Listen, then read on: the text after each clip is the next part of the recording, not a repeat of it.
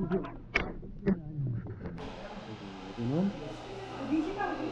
전부 안주군 산내 문화촌인가? 예술촌. 헷갈리네. 뭐냐고 사진 좀 찍고 있어요. 이렇게 한번 찍어야겠네.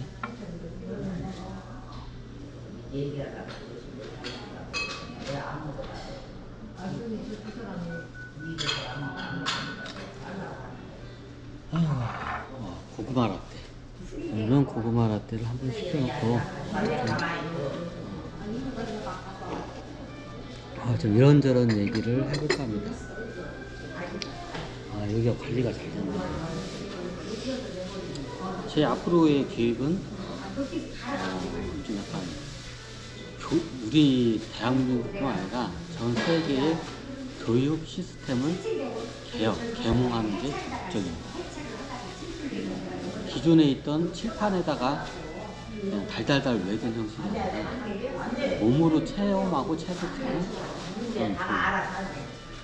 그런 교육을 만들기 위해서 제가 예전부터 생각하던 우리 전통의 선도 수행 문화를 한번 제가 부활하고자 많이 이렇게 찾아다녔어요.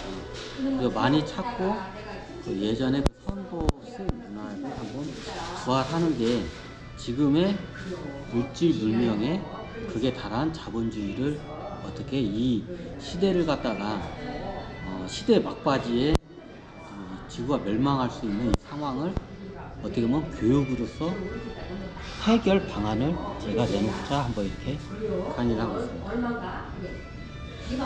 그 교육 문화에 있어서 좀 인문학적이고 좀 약간 영적인 교육. 보통 영적인 교육은 종교 기관에서 종교 단체에서 많이 담당을 해왔죠. 근데 그리고 엄연히 종교 단체 이런 데서 영적인 교육을 시키고 학교에서는 좀 우리가 알고 있는 뭐 수학, 국어, 수학, 영어 같은 학문 이런 거를 많이 하죠. 근데 저도 뭐 대학을 나왔지만 실질적으로 굉장히 현대 교육 시스템이 비효율적이에요. 옛날에는 이 정도만 해도 굉장히 고퀄리티의 어떻게 보면 교육 시스템인데 그 교육 시스템이 지금 거의 반세기 동안 우리나라뿐만 아니라 전 세계가 똑같아요. 지금 교육 시스템이 거의 반세기 넘더라 바뀌지 않고 그대로 왔어요. 시대는 엄청나게 변했네요. 예전에 제가 한번 참 이게 제가 읽은 책 중에서 저도 책을 예전에 한때 많이 읽었었어요. 요즘은 잘 안 읽고 유튜브로 이제 다른 사람들의 의견이나 말을 합니다. 왜? 그게 더 효율적이라고 판단해요. 예를 들면 천권의 책, 그 분야의 천권의 책을 읽고 그 분야에서 이게 어떻게 보면 저기 산전 공중전까지 다 겪은 양반이 짧게 그 얘기하는 그 말이 굉장히 엑기스적인 말이죠. 시간과 건강적인 거에서 굉장히 이게 효율적이에요. 자, 이거를 보면서 지금 교육 시스템이 거의 거의 100년 전하고 것도 비슷해요. 거의 틀려진 것도 없어. 가르치는 방식도 똑같고 학교 칠판에다 떴고 이렇게 해가지고 좀 그 당시에는 그게 굉장히 큰 효율적이고 큰 계몽 사업, 교육 사업이 있어요. 근데 지금 어떻게 시대가 많이 변했어요. 아까 제가 예전에 읽은 책 중에 엘빈 스토플러의 부의 미래라는 그 두꺼운 책이 한 양반이 그 옛날에 내놨어요. 근데 그 책, 이 양반이 돌아가셨어요.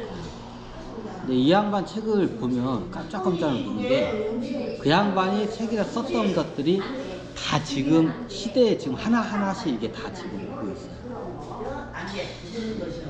제가 가끔 가다 보면 이렇게 시대를 관찰하다 보면 문득문득 그 엘빈 스토플러의 부의 미래가 하나하나씩 떠오르는 거예요. 그 중에서 최고 인상 깊었던 내용이 뭐냐면 최고 열차가 있어요. 근데 그 비율을 열차로 표현해요. 근데 열차가 똑같이 한 첼로를 가는데 한 방향으로 가는데 속도가 다 다른 거예요.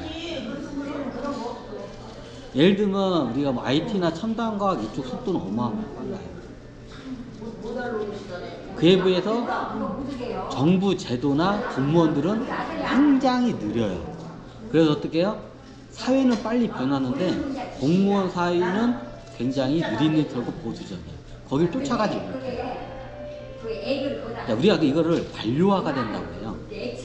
보통 대기업들이 관료화가 되면 어떻게 되냐면 대기업이 경직된다고 해요. 이거를 전문용어로. 이게 뭐냐? 관료화된다. 정확히 여러분들이 이해하시면 공무원화 된다. 대기업에 있는 직원이나 임원들이 공무원처럼 마인드가 그렇게 돼요. 그럼 어떻게 되냐? 대부분 그런 회사들은 시대의 흐름에 발맞춰서 따라가지 못해요. 그럼 나중에 어떻게 되냐? 망해. 도산을 해. 근데 공무원이라는 단체는 국가에서 이게 세금 걷어서 월급을 주기 때문에 망할 일이 없죠. 그러니까 굉장히 비효율적인 거를 당연시 그냥 유지를 해요. 어떻게 보면 최첨단 이 사회의 전체적인 열차는 시속 100km예요. 근데 공무원이나 이런 사회 국가 제도는 어떻게 해요? 시속 50km 달리는 열차가 비율을. 그럼 어떻게 돼요? 네, 괴리 현상이 일어나죠. 같이 발맞추면 안 돼요. 그럼 나중에 어떻게 되냐? 부딪히게 된다고 부딪히게 돼요. 그럼 이게 엇박자가 되게 서로 안 맞아요. 그 엘비스 토플러의 부의 미래에서 보면 그 중에서 제일 최고 느리고 큰 문제를 공무원보다 더 심각한 거를 뭘 꼽냐면 교육 제도를 뽑아요. 선생님들. 교육 제도와 선생님들이 오히려 굉장히 보수적이에요. 왜냐면 원래 가르치는 선생님 보수지을 수가 없어요. 왜? 내가 확실하지 않은 걸 학생들한테 다른 사람한테 발표를 하게 했다가 나중에 그게 거짓말 됐다 그러면 양치기 소인이 되잖아요. 그래서 굉장히 증명이 확실히 되고 고전적인 거를 고집을 봐요. 왜냐면 이게 선생님들의 생리야. 선생님들 입장에서는 생리예요. 그래서 굉장히 고전적인 클래식하고 고전적인 걸 고집을 해요. 왜? 그게 오랫동안 그렇게 왔고 그게 확신하다고 그랬기 때문에. 근데 예전에 맞았던 것들이 지금 어떻게 해요? 과학 문명이나 여러 이제 정신혁명이 일어난 거 어떻게 해요? 다 깨지고 있어요. 기존에. 안 맞아요. 옛날에 학문이 안 맞아요. 지금. 근데 어떻게 해요? 기존에 있던 선생님도 그렇고 교수님도 그렇고 예전에 한쪽이 100년, 200년, 300년 전에 정립한 그 학문을 그대로 그냥 그거를 가르치고 그냥 써먹고 싶어요. 왜? 그게 편하니까. 근데 어떻게 해요? 사회는 엄연하게 굉장히 빠르게 발달하고 지금 빠르게 변하고 있어요. 여러분들도 하루하루가 틀리게 이게 빠르게 변화되는 것을 피부로 느끼고 있을 겁니다. 특히 연세가 많으신 분들일수록 바뀌는 걸 굉장히 두려워해요. 왜? 그거를 갖다가 쫓아가지 못하기 때문에. 네, 그거는 저희가 인정을 해요. 특히 좀 연륜이 있는 선생님 같으면 경험도 있지만 이게 시대가 흐름이 빠르게 변하지 않을 때는 그 경험과 연륜이 굉장히 가치성이 높은데 시대의 흐름이 빨리 바뀔 때는 그 경험과 연륜이 오히려 걸림돌이 돼요.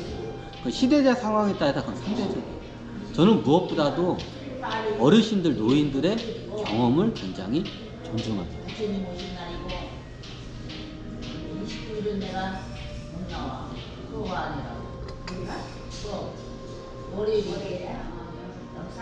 자, 제가 지금 이 말을 하고자 하는 이유는 지금 현재 사회에서 개혁해야 할 것들이 너무 많아요. 근데 제일 뿌리에서부터 개혁이 해야 돼요. 나무의 뿌리에서부터 개혁이 들어가야 돼요. 나무의 이파리에서 아무리 개혁을 해봤자 한 철이 지나면 이파리는 떨어지면 그만이에요. 그렇죠?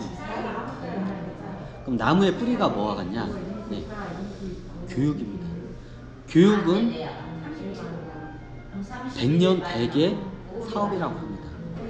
교육 사업은 바로 눈앞에 이익을 위해서 하는 사업이 아니라 다음 세대, 다다음 세대까지 보면서 100년 넘게, 100년 뒤까지 생각하고 하는 게 교육사업입니다. 그래서 교육사업은 100년지 대계라고 사업합니다. 근데 지금 우리의 교육은 아직도 100년 전에 있는 학문을 고집하고 있습니다.